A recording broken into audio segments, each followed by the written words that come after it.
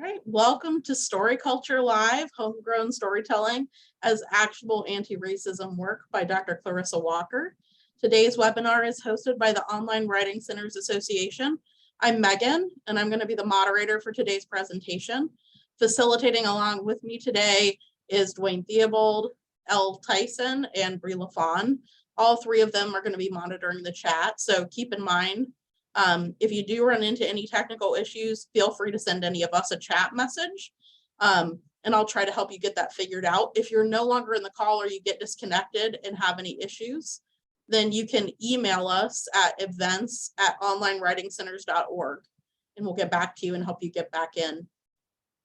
So Clarissa is joining us from Rhode Island College, where she is the director of the Writing Center, and we're really excited about this webinar and thrilled to have Clarissa with us here today. So before I hand things over to Clarissa, I just want to go over a couple of housekeeping issues. Again, note that we are recording and that the recording will be posted to our website about 1 to 2 weeks after this webinar ends, with captions and a transcript for accessibility. We have American Sign Language interpreters from More Interpreting in this session. Thank you both for being here. So please let us know in chat if you cannot see or find the interpreters at any time during the meeting, and we'll make sure to get that fixed. Your audio and video were automatically turned off when you entered the webinar today. And we just ask that you keep them turned off unless you're called upon to share or ask a question later on in the webinar. And this is just to minimize visual and auditory distractions and make sure that folks can see the interpreters. So you're welcome and encouraged to post comments, questions, and participate in the chat. Our chat moderators will be compiling questions you ask to share with Clarissa. And at any point, if Clarissa asks for folks to jump into the discussion, we just ask that you use the raise hand feature here in Zoom. And you can access this feature by clicking the reactions button in the menu and then clicking raise hand. And then we'll have someone call on you, and then you can unmute yourself and share your video if you'd like. Okay, and the last thing that I wanted to share was just some information about an event we have coming up next month, September 14th at 3 p.m. Eastern. We'll be hosting another reading club, this time focused around Exandria Lockett's article, Why I Call It the Academic Ghetto, a critical examination of race, place, and writing centers in Praxis, a writing center journal. And we'll be sending out marketing for that event early next week. So we hope that you'll join us for that. And with that, I'm going to go ahead and turn things over to Clarissa.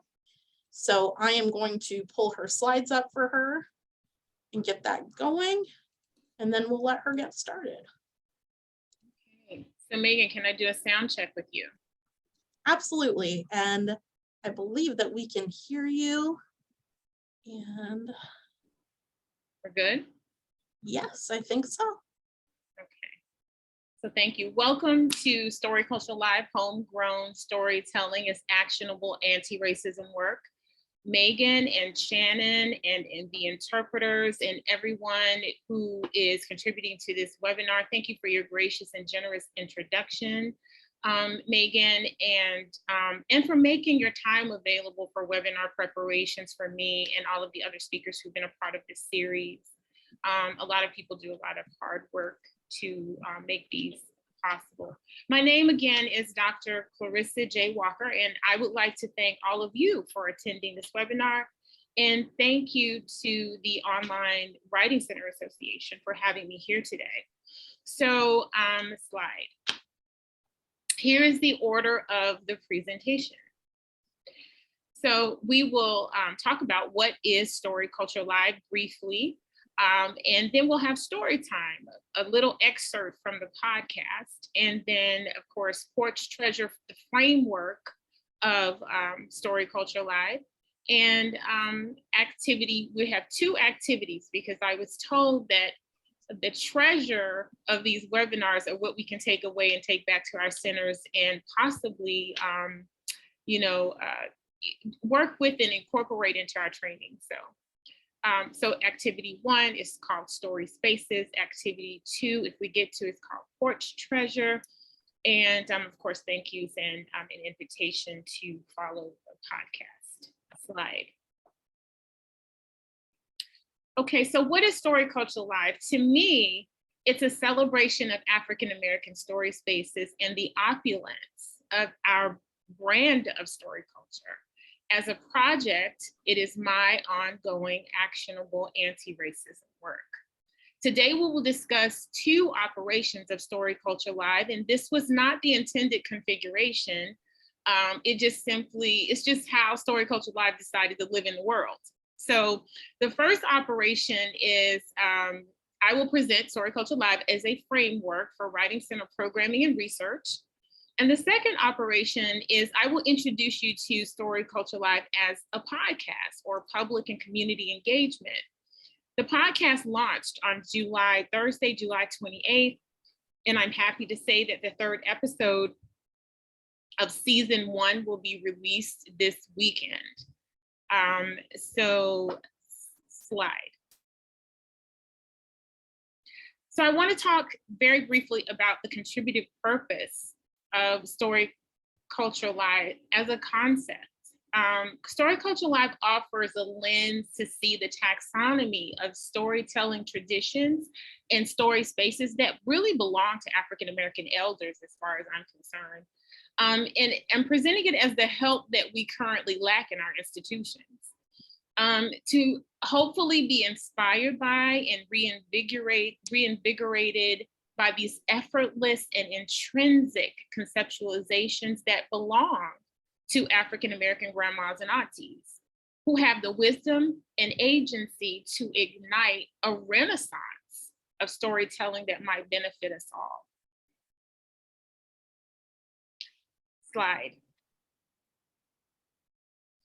So the epistemological roots of storytelling for me are on the porch of a shotgun house in a Black community, 8th Street in Augusta, Georgia. I'm a Georgia native. So for the next few minutes, I will read an excerpt from episode 1 of Story Culture Live podcast. The purpose here is to offer you background and context, but I'm asking you for a favor. I'm asking you to receive this as you would a bedtime story for the next few minutes. So here we go. So as a kid, my love of storytelling was born on the front porch of my grandmother's first cousin, Phoebe. Graham and I lived in East Augusta, Georgia, which is called the Bottom. On many Saturdays, we took a taxi to the city. Cousin Phoebe lived in a shotgun house on 8th Street. Okay, so a shotgun house, slide.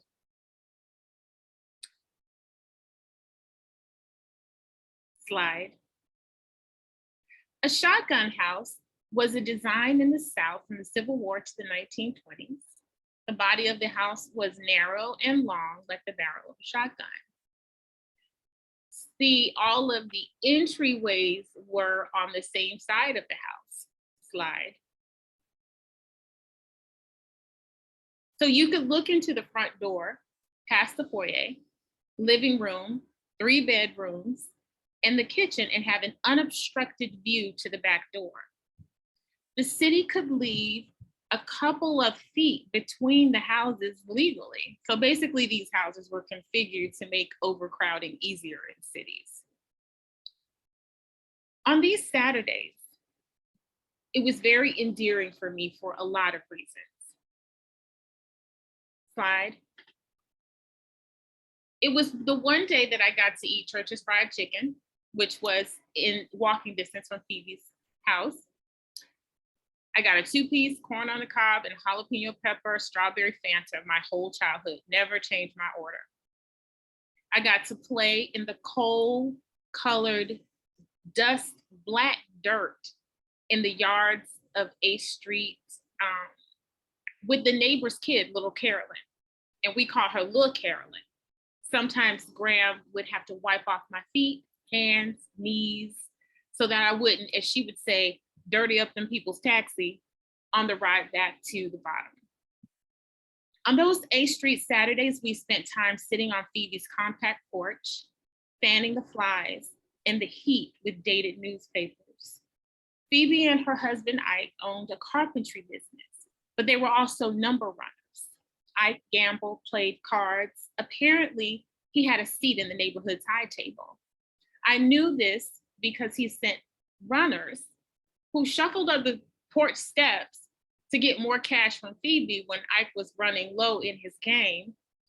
And she knew that her husband had sent the boy and that she wasn't getting robbed because he ran into the yard with either Ike's belt or hat, which was their code in their marriage, their code, or something like that. And as a kid, that just so impressed me. Now, according to my grandma, she and Phoebe had about an 8th grade education. This astounded me. It astounded me because of the precision of Phoebe's thought life and the exactness of her memory when she recalled what she witnessed in this vibrant Black neighborhood. Of course, the porch was a story space, but it was also a classroom for me. For example, I learned that as a numbers runner, Ike and Phoebe never wrote numbers on paper. Folks would come on the porch and say things like they wanted to play $1 on 237 three ways. And Phoebe would just nod. That's it, nothing else. Because when the police raided the houses where people came to play numbers, they took all scratch papers and notebooks, even Rolodexes with telephone numbers written in them. They took it all as evidence. So Phoebe's mind was a library of numbers, story plots, updates, and minutia around the lives of the 8th Street characters. So that porch was a meeting place. People did business on that porch. It's where neighbors converged to report and to warn, to come together and be updated and to grieve. But I also remembered the rifts of laughter that hung over that porch, because Phoebe was the storyteller with the power to liberate a listener from a day's weight. Laugh to keep from crying was a quote I heard on that porch all the time. Crazy, wiry, gray hair, high cheekbones, and skin like black coffee. The elder version of Phoebe sat in an iron porch chair pouring out an archive. In her hand, the rolled newspaper was sometimes a gavel. She swatted her shin with it to hit mosquitoes and to percuss the high notes of what she just said. Sometimes she waved the paper in circles in the air over her head. These gestures of hers told as much story as her words.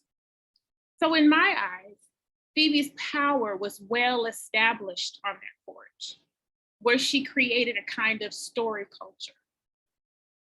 And that's the end of the podcast excerpt. So during the launch of the podcast, the physical launch here in Providence, Rhode Island, we gave a champagne toast to Phoebe and all of the unacknowledged Phoebes. It was quite beautiful. Phoebe passed away, but I did wonder what she would think of. What she would think of the Academy. Okay, we switched. What she would think of the Academy, state senators, scholars, and business folk toasting it up out of respect for her storytelling chops and her porch. Slide. Now we will talk about the porch treasure framework, just a little bit. Slide. So this represents the taxonomy of the wonderful thing that I experienced as a small child, again, sitting between African-American elders who made me feel warm and tucked in, a kid in love with storytelling. The following are the 4 elements of this porch treasure framework, and each element is briefly explained. Agency, number 2, kinship, number 3, tensions, and number 4, identification. Slide. Agency in this model is Phoebe, the storyteller, was the central location of power on that porch. This is an actionable anti-racism victory in that it undermines the attack that scholars discuss often on African-American voice. Jacqueline Jones Royster says, Slide. African American women have been persistently subjected to measures of value and achievement that have been set and monitored by others who have not had their interests or potential in mind, or who have been free historically to discount, ignore, and disempower them. In the story space of the porch, the effects of the alterity referenced here are thwarted. And as we discuss our student writers' positionality or our student writers' relationship with power in our institutions, this model suggests that there cannot be a separation of story space and storyteller. If we are to ever experience actionable anti-racism successes, they will be integral. Slide.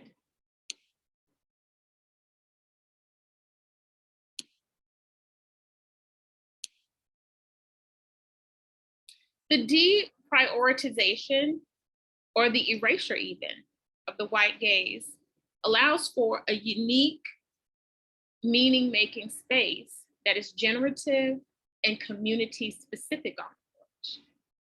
And recursivity of our way of telling can be reinforcing and fortifying in this story space. So this has been discussed by many Black storytellers such as James Baldwin. Slide. And in the documentary about her life, titled The Pieces I Am, Toni Morrison said, slide, I didn't want to speak for Black people. I wanted to speak to and to be among. It's us. First thing I had to do was to eliminate the white gaze.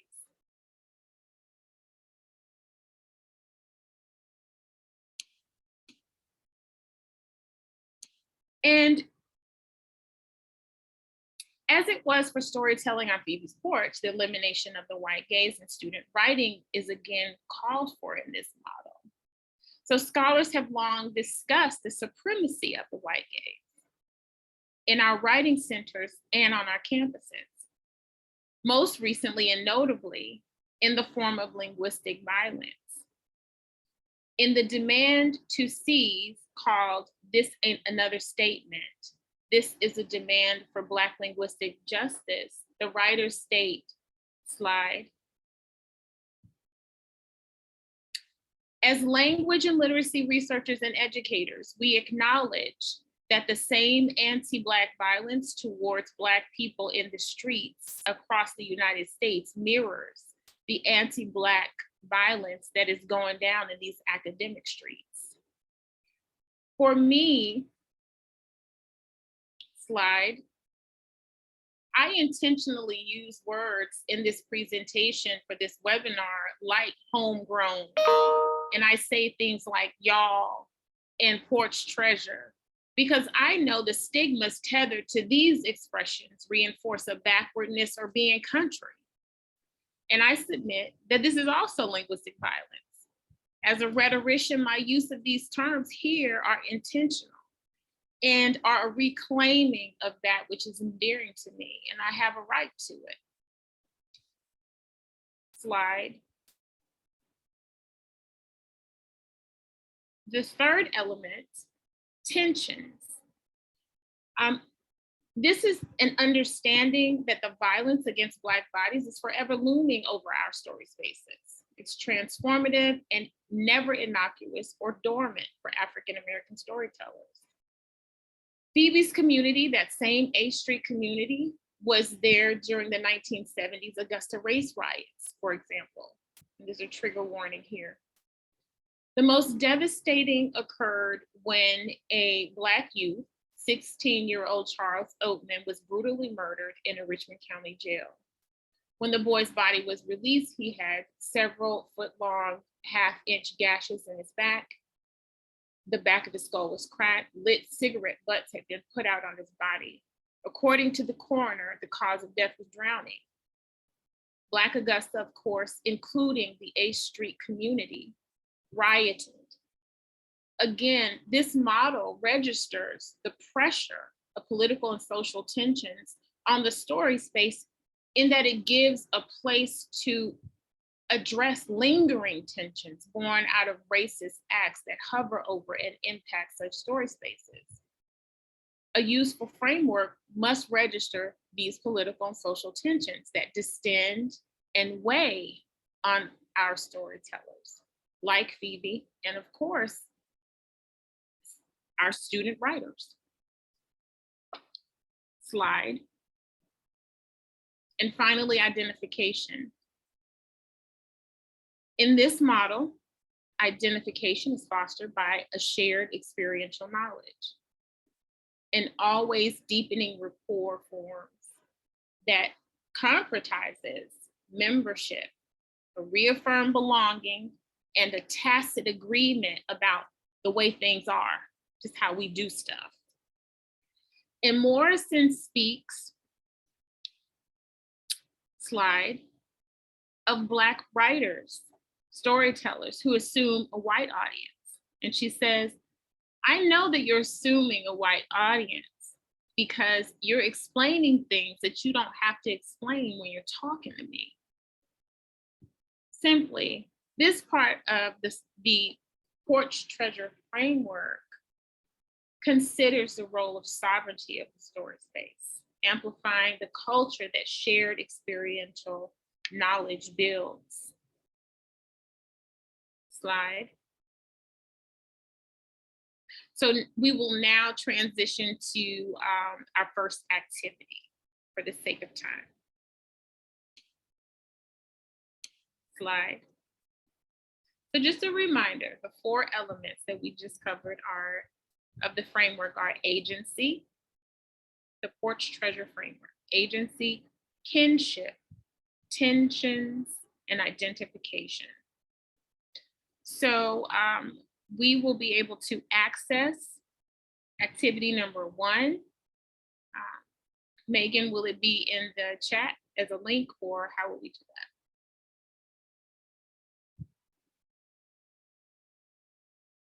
Yes, we can put it in the chat as a link. Are you able to share that link, Al?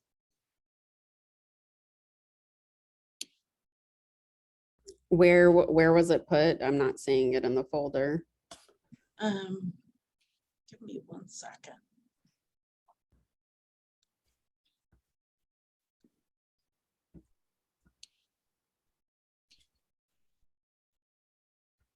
Oh, there it is. Okay. I just needed to refresh apparently. Okay.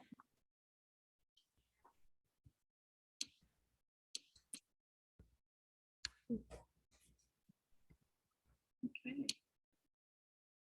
Nice. I think I have that link. Oh, Elle's got it in there. Wonderful. Okay, so it's available. Yes. Okay, so when I was invited to do this webinar, I was told that the treasure of the webinar was our ability to come up together and develop activities that operationalize the frameworks and the conversation and what's being presented here. Adaptable concepts, frameworks to the individual writing center culture that already exists where we're working, right? So I offer these 2. The first one, activity 1, called Story Spaces, is an application of Jacqueline Jones Royster's Home Places. The description is that it's actionable anti-racism group training activity, and it's anchored in one interpretation of home places presented by Jacqueline Jones Royster in her article, When the First Voice You Hear Is Not Your Own. And in the text, she says, she offers a beautiful definition, but in the form of a rebuke, right? People in the neighborhood where I grew up would say, where's your home training?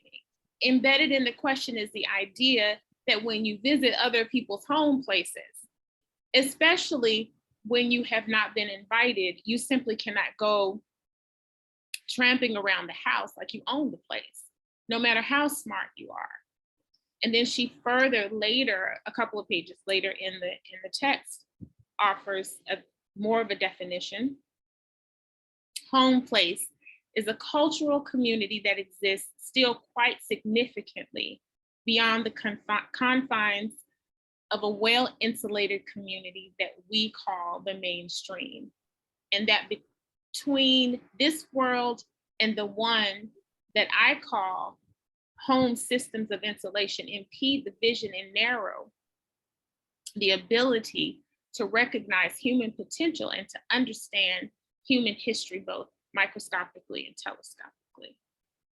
So the objective of this activity that takes home place and operationalizes it in an effort to begin to have actionable anti-racism work and training from this framework. The objective here is to,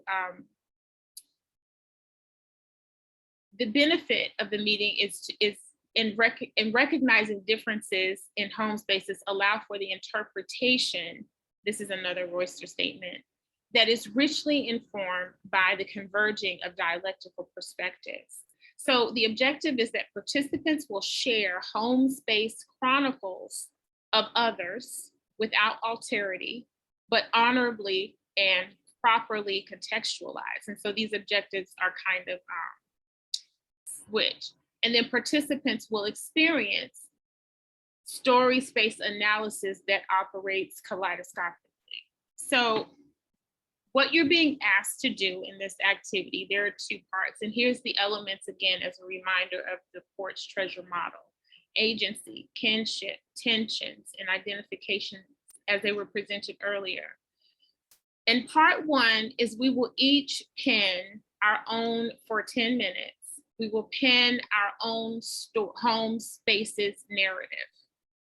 You're invited to, and here are the bullets that create the parameters for this writing, this activity that you could use. Describe the porches, backyards, holiday homes, or other spaces. Where were the sites of development for your scope of knowledge? Where did you come to understand storytelling? Was there a lead agent? And if you were in this webinar, a Phoebe in that discourse community that you're writing about? And who were the people you viewed as most powerful in that story space? Describe that storyteller in the story space. Which languages were spoken there? And which were the repeated or encoded sounds, smells, and practices? Discuss what you recall about meaning making in the space. And what did this story space teach you about human potential and human history as it pertained to that space? And were there reoccurring sources of concern? Was there a source of collective joy? So we'll take 10 minutes to choose all or one or two of those prompts and begin to, like the excerpt that I shared about my experience on Phoebe's porch, where's your porch? And so we'll start the clock now and we'll stop at 1:40.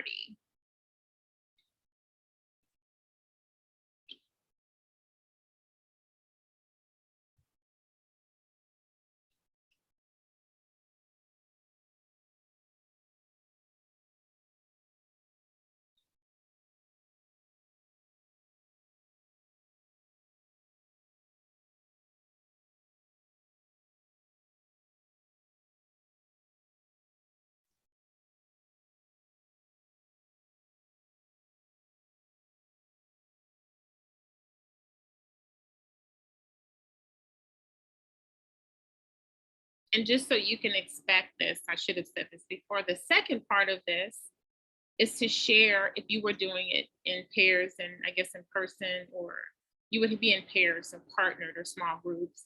But for the sake of this, for time and the sake of this webinar, I would like for there to be, if you would, at least 5 volunteers to talk about, just very briefly summarizing the description of your home space and the highlights of that story. so that we can see this in operation. So we still have 8 minutes.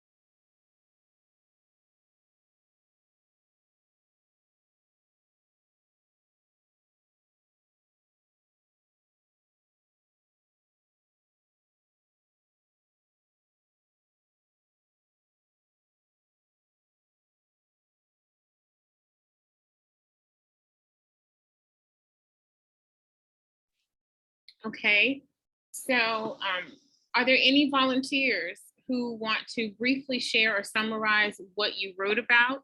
And again, the purpose of this, or the objective, is to share representation of our own cultural communities so we can reflect on who our first storytellers were, how agency was distributed in those spaces, and how we first come into knowing human potential and human history. Like our first encounters with that is how Jacqueline Jones Royster says it.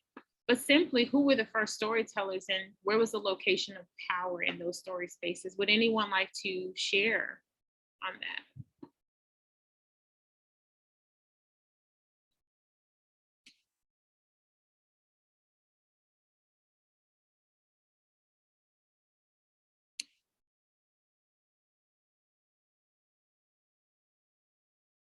Okay, so I see raised hands. It's awesome. So Megan, are you, I see that hands are raised, but I can't see the hand.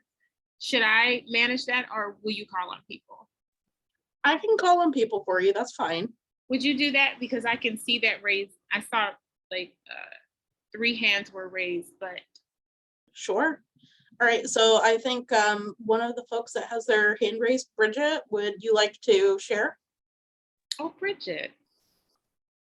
Hi, Clarissa. Hi. Dr. Walker. Dr. Fullerton. Thank you for this.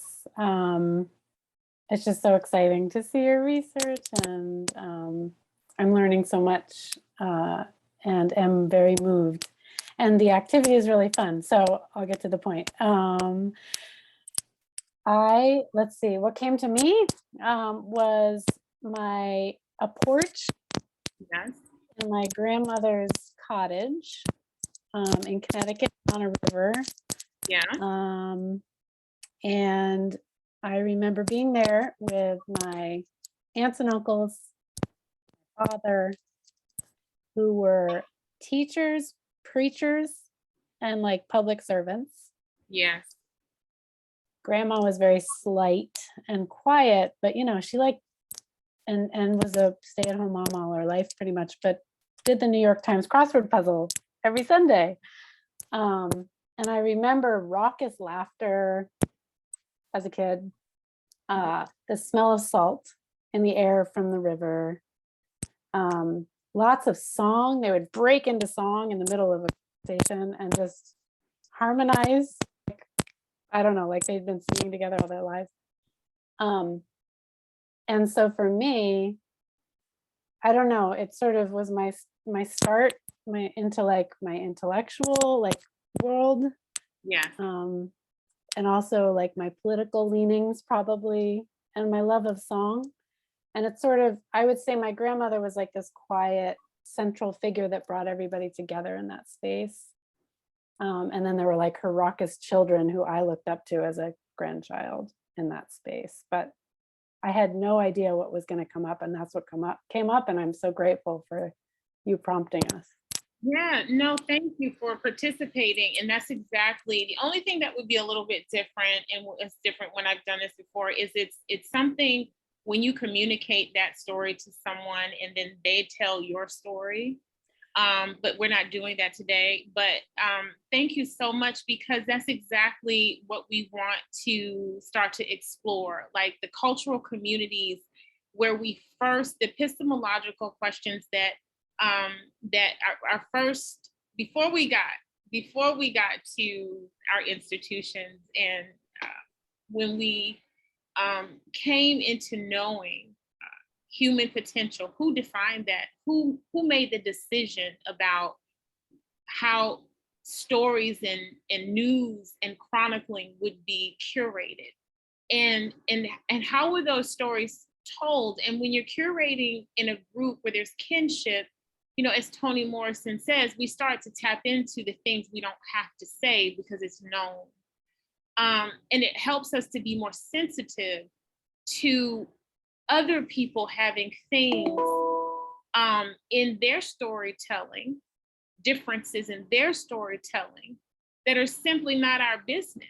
in the same way that there's something very personal about the cultural communities in the home places that Jacqueline Jones Royster talks about. So thank you so much. There's a couple of other hands. Thank you, Bridget. All right, Emma, would you like to unmute and you can share your video if you'd like?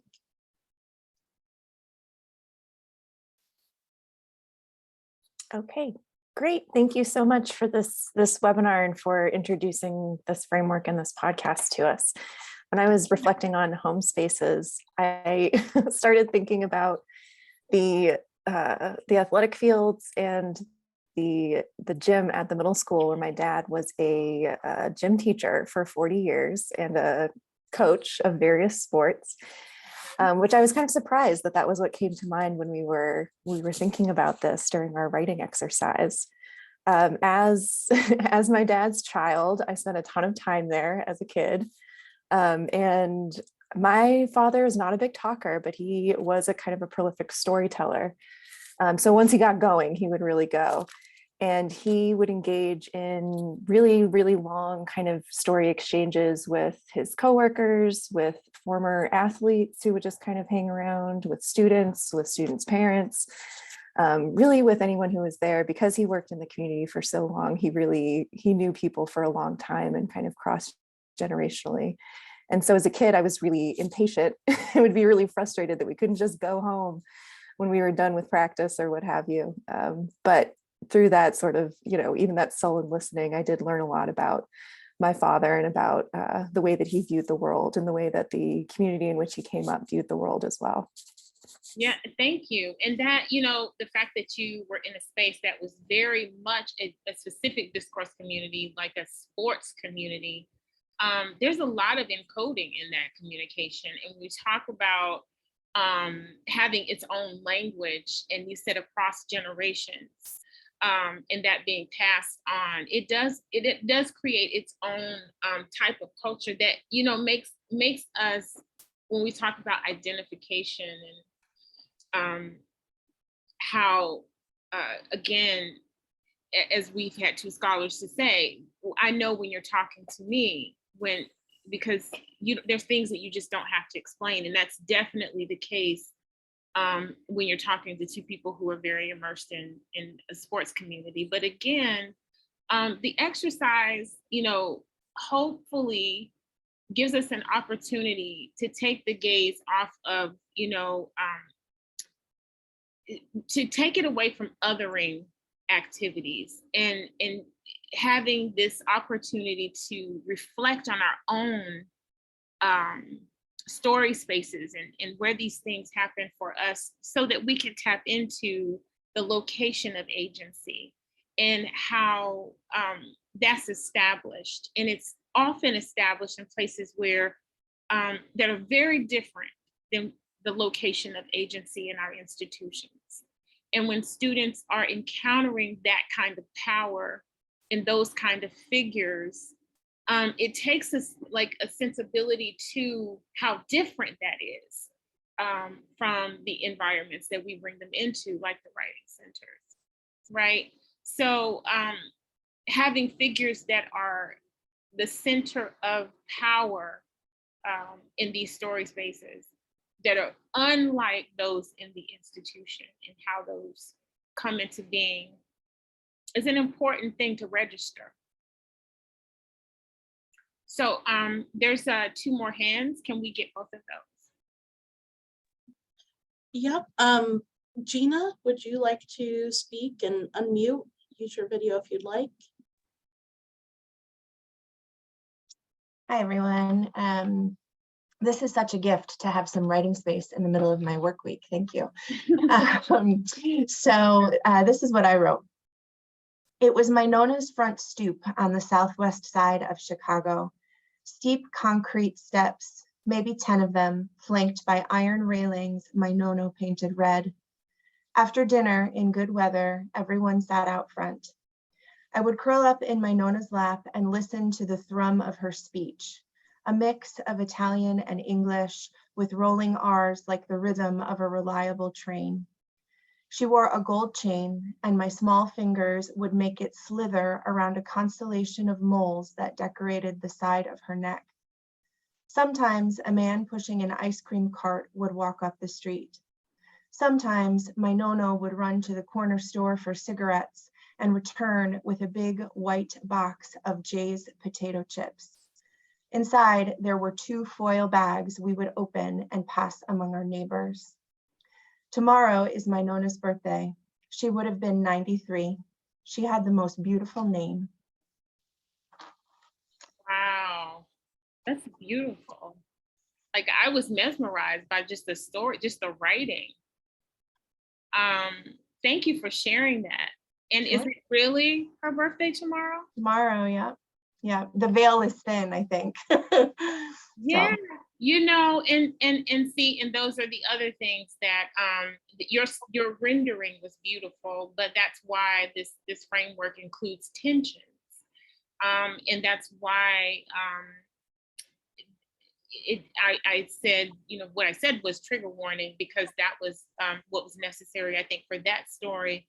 But it's important not to have a framework that tries to tie everything up into a neat little bow and always reaching for sameness, because sameness is just as dangerous at times as alterity, right? So tensions that are in existence and that we can register and not pretend that we have to glaze over them, you know, because, you know, pain is a very good motivator for storytelling.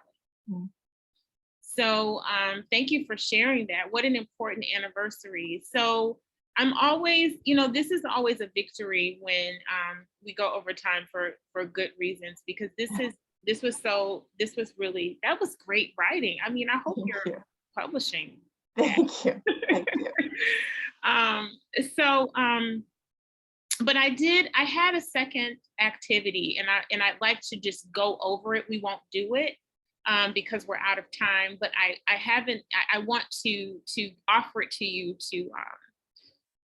to use in your center and adapt it if you can, if you choose to. Can we put that other PDF up, the second activity? And I'll just talk through it and then wrap up, because we end at 2, right? Yes. Okay, I will honor that. So the second activity, porch treasure.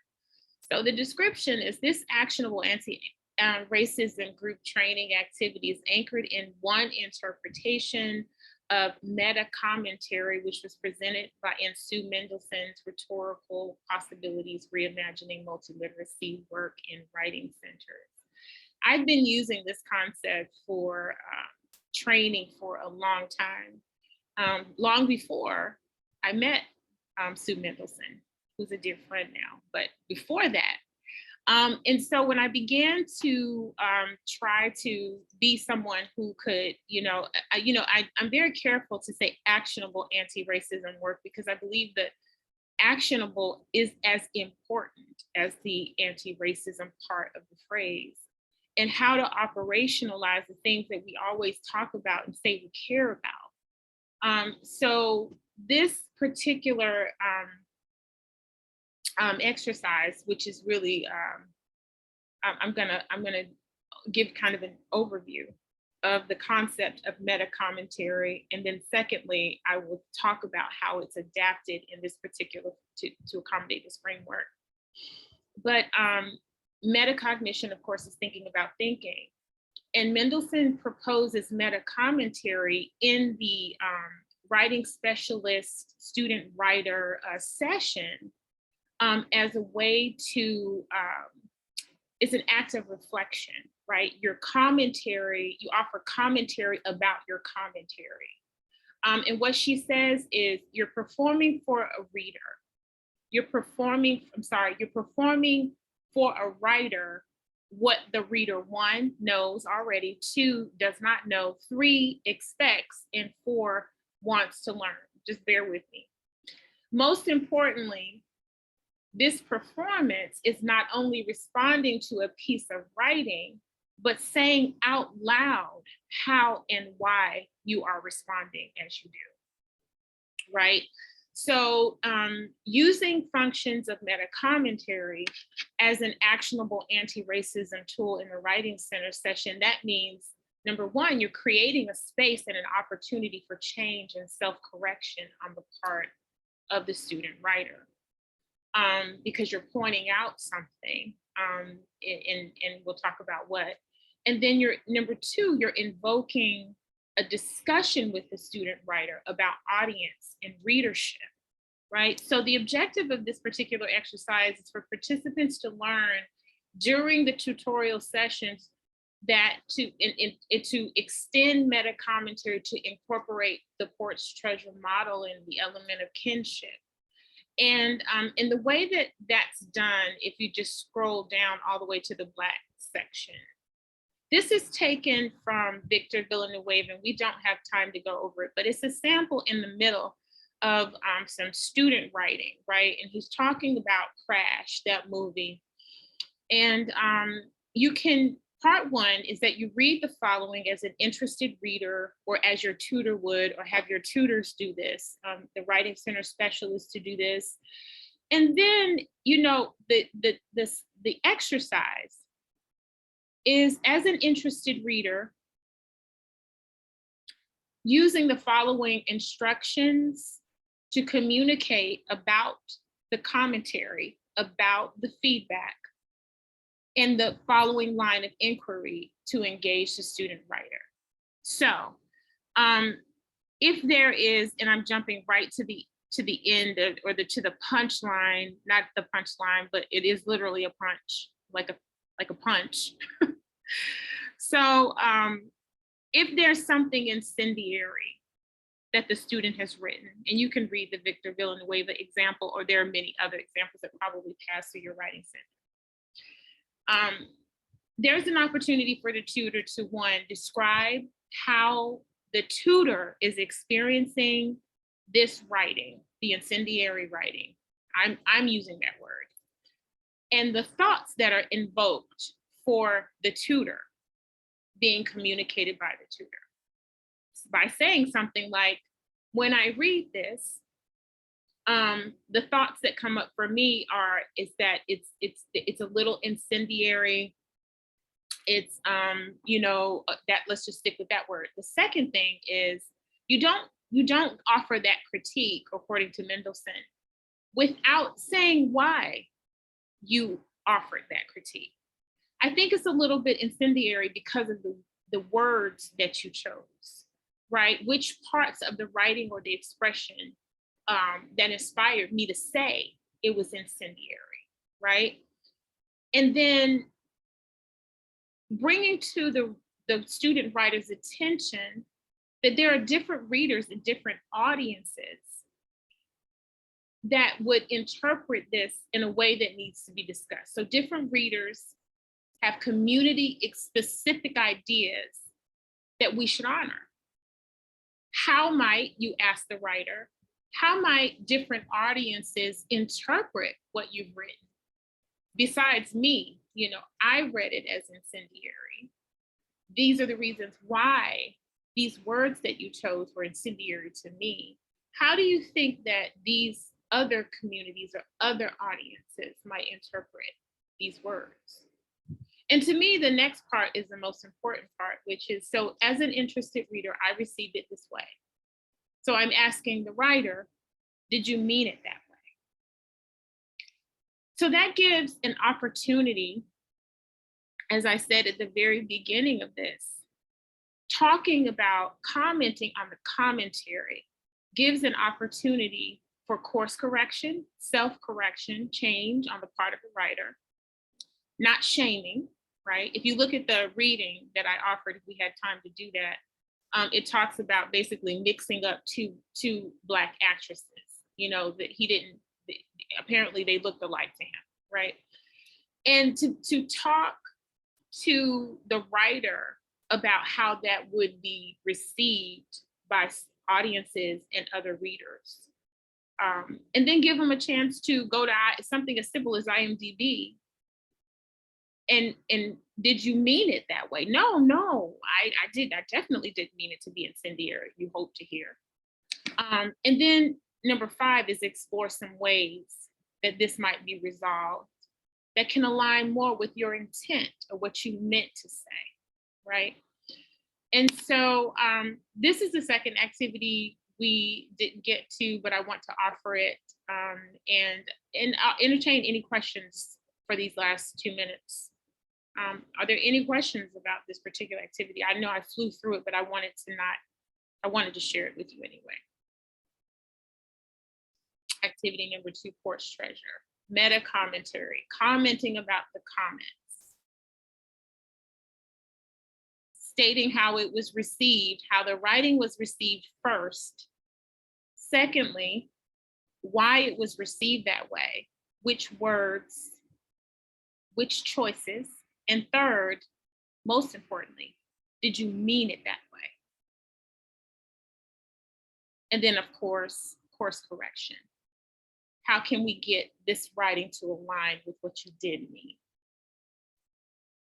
That makes it actionable.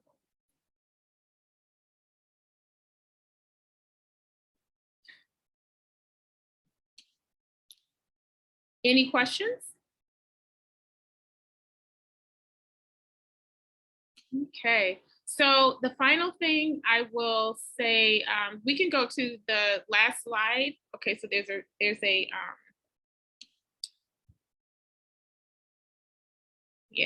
a reference slide and then the last slide. So just to wrap up, and can you put the link in the chat, please? No, not that link. Well, both of them. The one, did you see the one I emailed you, Megan? I did not, but we can send it out to everybody who's in the webinar. Okay, perfect. I just want to thank everyone for attending and everyone who got a chance to participate.